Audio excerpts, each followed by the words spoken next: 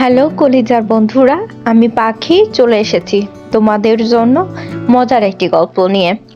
তবে গল্পটি শোনার আগে অবশ্যই হেডফোন ব্যবহার করো, কারণ গল্পটি শোনার পর থেকে তোমাদের আকাঙ্ক্ষা আরো তীব্র হয়ে যাবে। তাহলে চলো দেরি না করে গল্পটি শুরু করা যাক। সোফায় পায়ের উপর পা তুলে বসে চাকু ঘুরিয়ে ঘুরিয়ে সবার দিকে চোখ বুলাচ্ছি। সামনে আমার বাবা বসে আছে, তাও আবার কিউট একটা ফেস নিয়ে। আমি ভ্রু কুঁচকে বললাম, তুমি না হার্ট অ্যাটাক করেছ? বাবা হেসে বলল, করেছিলাম তো, হসপিটালে নিয়ে গেছে, ডক্টর চিকিৎসা করে বলল বাসায় নিয়ে যেতে। তোর যদি বিশ্বাস না হয় তাহলে পিয়া মা আর পরি ভাবিকে গিয়ে জিজ্ঞেস কর। আমি সবার দিকে তাকিয়ে ধমক দিয়ে বললাম, আমি জানি তোমার কিছুই হয়নি, তোমরা সবাই মিলে আমার সাথে নাটক করছো। বাবা মাথা নিচু করে বসে আছে, আমি ওনার সামনে হাঁটু মুড়ে বসলাম। আমি বাবার হাঁটুতে মাথা রেখে বললাম, কেন এমন করছো? বিয়েই তো, তাই না? তার জন্য এইভাবে নিজের শরীর স্বাস্থ্য নিয়ে কেউ মজা করে বলো? আর তুমি তো জানো, তুমি ছাড়া এই পৃথিবীতে আমার আর কেউ নেই। বাবা আমার মাথায় হাত বুলিয়ে বলল, বিয়েই তো, তাহলে করে ফেল না। আমি বললাম, ঠিক আছে, কিন্তু আর নিজের স্বাস্থ্য নিয়ে কখনো মজা করবে না। বাবা আমার গালে হাত দিয়ে বলল, ঠিক আছে। বাবা অনেক খুশি হয়েছে। তারপর সবাইকে বলল, এই তোমরা সবাই বিয়ের প্রস্তুতি নাও, আমার মেয়ে কিন্তু বিয়ের জন্য একদম রেডি। আমি চাকু ঘুরিয়ে ঘুরিয়ে পায়চারি করছি, তখনই পিয়া, অর্থাৎ সে আমার বেস্ট ফ্রেন্ড, সে রুমে ঢুকলো। সে আমাকে বলল, আরে কি করছিস, এখনো এটা নিয়ে খেলছিস? পিয়া ভয় পেয়ে বলল, কোথাও লাগলে কেটে যাবে তো। আমি বললাম, কাটুক, আমি সব কিছু কেটে কুচি কুচি করে ফেলবো। আমি পিয়াকে চাকু দেখিয়ে বললাম, এই আমার পালানোর খবর বাবাকে কে দিল রে? পিয়া বলল, আগে চাকু নামা, তারপরে বলছি। আমি চাকু নামিয়ে বললাম, এখন বল। সে বলল, যখন আমি আর আপু তোকে তৈরি করার জন্য তোর রুমে গিয়ে দেখি তুই নেই, তখন সবাইকে জানাই। তখনই ফোনে আঙ্কেলকে কে যেন ফোন করে কিছু একটা বলল। তারপরই তো বাবা, অর্থাৎ পাবেল আঙ্কেল গেল তোকে নিয়ে আসতে। আর তোকে রাজি করানোর জন্য আঙ্কেল হার্ট অ্যাটাকের নাটক করছে। পিয়া আমাকে এতক্ষণ মাথা নিচু করে কথাগুলো বলল। আমি বললাম, এই হার্ট অ্যাটাকের ভয় দেখিয়ে বিয়েতে রাজি করার প্রথা কে আবিষ্কার করেছে রে? তাকে পেলে আমি কি যে করতাম। রাগে আমি কটমট করতে লাগলাম। বিছানায় আধশো অবস্থায় আমার বেস্ট ফ্রেন্ড প্রিয়া আমাকে পিন মেরে কথাটি বলল, এই এভাবে নখ খেতে খেতে কোনোদিন যেন নিজের হাত খেয়ে বসেছিস না। আমি কিছু না বললে একটা রাগী লুক দিয়ে কটমট করে ওর দিকে তাকালাম। আমার দিকে এভাবে তাকিয়ে লাভ নাই রে, এবার আমি দেখব তুই কোন ছেলের দাঁত কি করে ভাঙিস। আঙ্কেল এবার তোকে খুব ভালোই ফাঁসিয়েছে রে। পিয়া দাঁতগুলো বের করে হাসতে হাসতে বলল, এখন তো তোকে বিয়ে করতেই হবে। দেখ, প্রথমত আমি কিন্তু কারো দাঁত ভাঙিনি, দ্বিতীয়ত আমি জাস্ট তাদের বুঝিয়ে বলেছি, এইবারও কিছু না কিছু করে ঠিক সামলে দিব। আমার ডোন্ট কেয়ার ভাব নিয়ে পায়চারি করতে লাগলাম। তোর বুঝিয়ে বলা আমি জানি, এই জন্যই আঙ্কেল এইবার তার অফিসের বসকে তোর কাছে এনেছে। পিয়া ভাব নিয়ে আলসো অবস্থা থেকে উঠে বসল আর বলল, এইবার তুই কি করবি হিয়া? আমি ভ্রু কুঁচকে চেয়ারে বসলাম। তারপর তাকে বললাম, তুই কি আমার বেস্ট ফ্রেন্ড নাকি আমার আব্বু? পিয়া একগাল হেসে বলল, ডাইরেক্টলি আমি তোর ফ্রেন্ড, ইনডাইরেক্টলি আঙ্কেলের। আমি ওর হাসি দেখে বিরক্ত হয়ে চেয়ারে বসে জানালা দিয়ে বাইরে তাকালাম। আমি হিয়ামণি। আসলে এত ফিল্মি নাম আমার একদমই পছন্দ না, কিন্তু আমার বাবার খুব শখের নাম এটি। সবাই আমাকে হিয়া বলেই ডাকলেও উনি আমার পুরো নামেই ডাকেন। পরিবার বলতে একমাত্র বাবাই, কিন্তু এখনো সে শত্রুতা করে আমাকে বিয়ে দিতে চাইছে। মাত্র কলেজ শেষ করলাম, এখনই বিয়ে? 18 থেকে 19-এ পা দিলাম, তার মধ্যে বাবার আনা অগণিত পাত্র আমাকে রিজেক্ট করে দিয়েছে। কেন করেছে এইটা বাবার অজানা হলেও আমি ঠিকই জানি। বাবার দেখা পাত্রগুলোকে বুঝিয়ে না হয় শাসিয়ে বিয়ে আটকাতে পারলেও এইবারে একটু আলাদা। এইবার বাবা তার অফিসের বসকে আমার জন্য ঠিক করেছে। কোথাকার কোন বস জানি না, উড়ে এসে জুড়ে বসেছে, আর আমার জীবন জাহান্নাম হয়ে গেছে।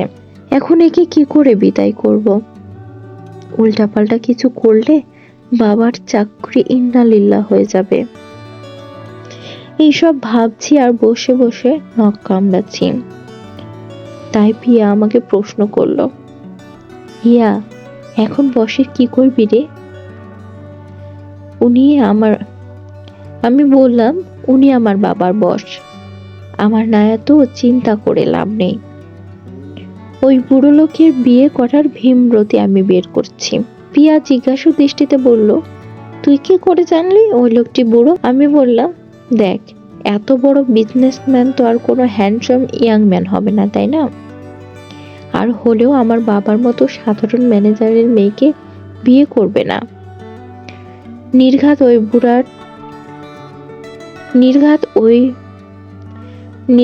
ওইটা বুড়ো টুড়ো হবে। মেয়ে পাচ্ছিল না, তাই বিয়ে করার জন্য আমার বাবাকে সহজ সরল দেখে তার মেয়ে আমাকে বিয়ে করতে এসেছে। কিন্তু আমি আর ওইসব মেয়ে না, টাকার জন্য বুড়াকে বিয়ে করব। কিন্তু আমি ওইসব মেয়ে না যে টাকার জন্য একটা বুড়াকে বিয়ে করব। আমি দাঁত চেপে চেপে কথাগুলো বললাম। পিয়া বলল, তুই আর তোর ছিঁড়া লজিক। তবে কালকে দেখতে আসবে, প্লিজ উল্টাপাল্টা কিছু করিস না। পিয়া আমার পিঠে হাত বুলাতে বুলাতে কথাগুলো বলল। আমি মুখ ভেঙচি দিয়ে বললাম, কালকে দেখতে আসবে তাই না? এই বলে একটা ডেভিল হাসি দিলাম।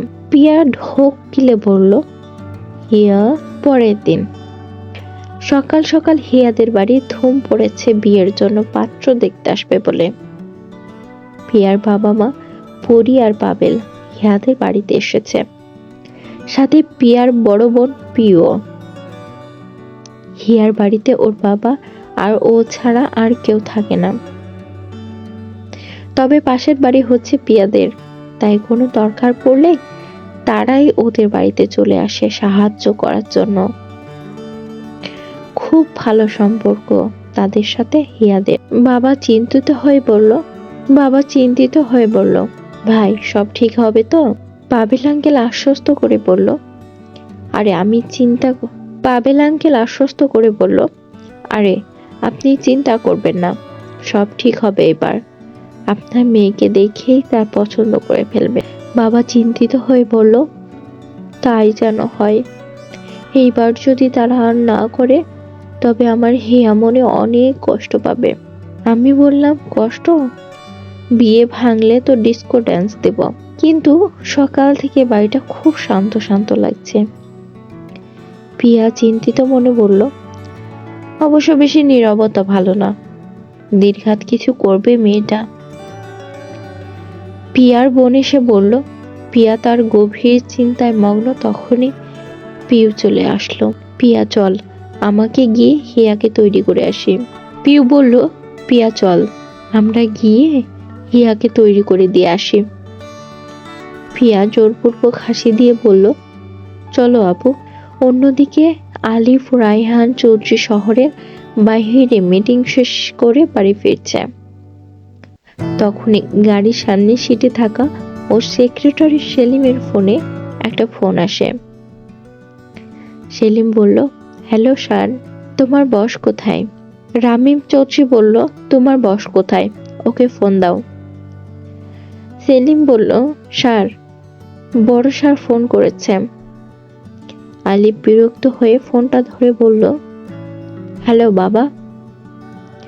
রামিম রেগে গিয়ে বলল, তোমার ফোন অফ কেন? আলিফ বলল, আমার ফোনে তো চার্জ নেই। রামিম রেগে গিয়ে বলল, ফোনে চার্জ নেই নাকি তুমি রামিম রেগে গিয়ে বলল, ফোনে চার্জ নেই নাকি তুমি ফোন বন্ধ করে বসে আছো? আলিফ ডোন্ট কেয়ার ভাব নিয়ে বলল, কিসের জন্য ফোন দিয়েছো বলো? বাবা বলল, তুমি কোথায়, এখনো আসছো না কেন? আজকে মেয়ে দেখতে যাব জানো না? আলিফ তখন বলল, তোমরা যাও, আমার না দেখে দেখার শখ আছে না বিয়ে করার শখ আছে? আলিফ বলল, তোমরা যাও, আমরা না মেয়ে দেখার আলিফ বলল, তোমরা যাও, আমার না মেয়ে দেখার শখ আছে না বিয়ে করার, তোমাদের এই বিয়ে করতে হবে। বাবা বলল, তোমাকে এই বিয়ে করতে হবে, অনেকগুলো মেয়ে তোমাকে দেখানো হয়েছে, তাদেরকে তুমি রিজেক্ট করে দিয়েছ, কিন্তু এই মেয়েকে বিয়ে করতে হবে। আমি মেয়ের ছবিগুলো পাঠাচ্ছি, দেখে নিও। এরপরই রামিম ফোন কেটে দিল। কিছুক্ষণ পর হঠাৎ আলিফের ড্রাইভার ব্রেক কষলে আলিফ সহ সবাই সামনের দিকে ঝুঁকে পড়ে। আলিফ রেগে গিয়ে বলল, হোয়াট দ্য হেল, গাড়ি চালানো কি ভুলে গেছো নাকি? ড্রাইভার বলল, সরি স্যার, সামনে হুট করে একটা মেয়ে চলে এসেছে, তাই ব্রেক করতে হলো। আলিফ বিরক্ত হয়ে বলল, দেখো গিয়ে মেয়েটা কি চায়।